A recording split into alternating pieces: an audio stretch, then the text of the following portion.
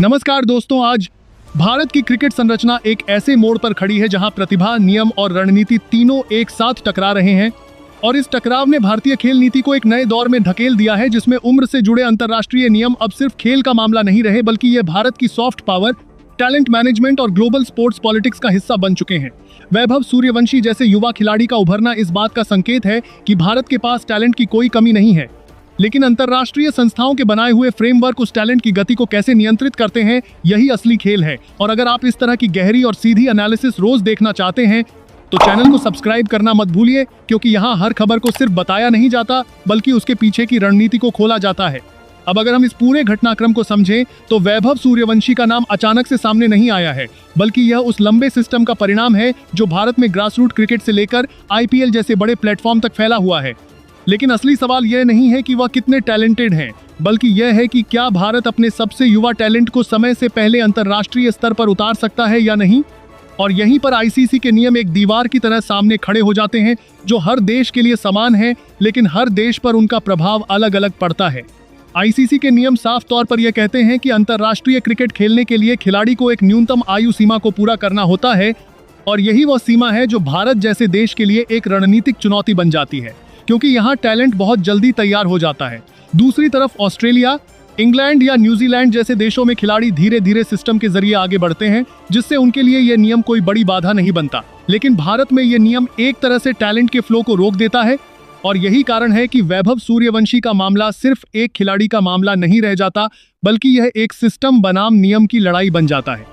भारत की रणनीति हमेशा से यह रही है कि वह अपने टैलेंट को सही समय पर एक्सपोज करे, लेकिन अब IPL जैसे प्लेटफॉर्म ने इस रणनीति को बदल दिया है, क्योंकि यहाँ खिलाड़ी बहुत कम उम्र में ही ग्लोबल एक्सपोजर हासिल कर लेते हैं।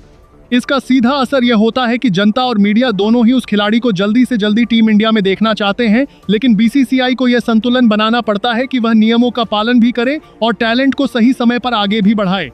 अगर हम इस पूरे घटनाक्रम को जियोपॉलिटिकल नजरिए से देखें तो यह समझना जरूरी है कि क्रिकेट सिर्फ एक खेल नहीं है, बल्कि यह भारत की सॉफ्ट पावर का सबसे बड़ा हथियार है। जब भारत किसी युवा खिलाड़ी को अंतर्राष्ट्रीय मंच पर उतारता है तो वह सिर्फ रन बनाने के लिए नहीं उतरता, बल्कि वह भारत की छवि, उसकी क्षमता और उसकी भविष्य की ताकत का प्रतिनिधित्व करता है। और यही कारण है कि वैभव सूर्यवंशी का डेब्यू सिर्फ एक क्रिकेटिंग फैसला नहीं होगा, बल्कि यह एक रणनीतिक संदेश भी होगा कि भारत अपने टैलेंट को किस तरह मैनेज करता है। अब यहाँ पर एक और दिलचस्प पहलू सामने आता है, और वो है पड़ोसी देशों की प्रतिक्रिया। पाकिस्तान, श्रीलंका और बांग्लादेश जैसे देश हमेशा से भारत की क्रिकेट स्ट्रेंथ को ध्यान से देखते हैं, क्योंकि यह सीधे तौर पर उनके क्रिकेट इकोसिस्टम को प्रभावित करता है। अगर भारत कम उम्र में ही खिलाड़ियों को अंतर्राष्ट्रीय स्तर पर उतारने लगता है तो यह एक नई रेस शुरू कर देगा, जहां बाकी देश भी अपने टैलेंट को जल्दी प्रमोट करने की कोशिश करेंगे, जिससे पूरे साउथ एशियन क्रिकेट का स्ट्रक्चर बदल सकता है। दूसरी तरफ बड़े क्रिकेट बोर्ड जैसे इंग्लैंड और ऑस्ट्रेलिया इस पूरे घटनाक्रम को एक अलग नजरिए से देखते हैं। उनके लिए यह एक प्रतिस्पर्धात्मक चुनौती है, क्योंकि भारत के पास पहले से ही IPL जैसा प्लेटफॉर्म है जो दुनिया के सबसे बड़े खिलाड़ियों को आकर्षित करता है। और अगर भारत अपने घरेलू टैलेंट को भी जल्दी अंतर्राष्ट्रीय स्तर पर उतारने लगे तो यह ग्लोबल क्रिकेट पावर बैलेंस को पूरी तरह बदल सकता है। अब सवाल यह उठता है कि भारत के पास क्या विकल्प हैं।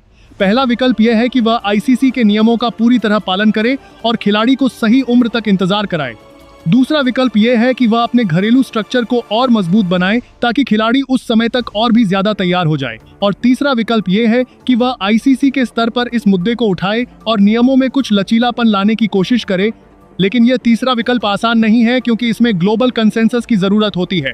जोखिम भी कम नहीं है। अगर खिलाड़ी को बहुत जल्दी प्रमोट किया जाता है तो उस पर दबाव बढ़ सकता है और उसका करियर प्रभावित हो सकता है। वहीं अगर उसे ज्यादा देर तक रोका जाता है तो उसकी मोमेंटम टूट सकती है और वह अपनी पीक फॉर्म खो सकता है। इसलिए BCCI को यहाँ एक बहुत ही बारीक संतुलन बनाना होगा, जहाँ वह खिलाड़ी के विकास और देश के हित दोनों को ध्यान में रखे।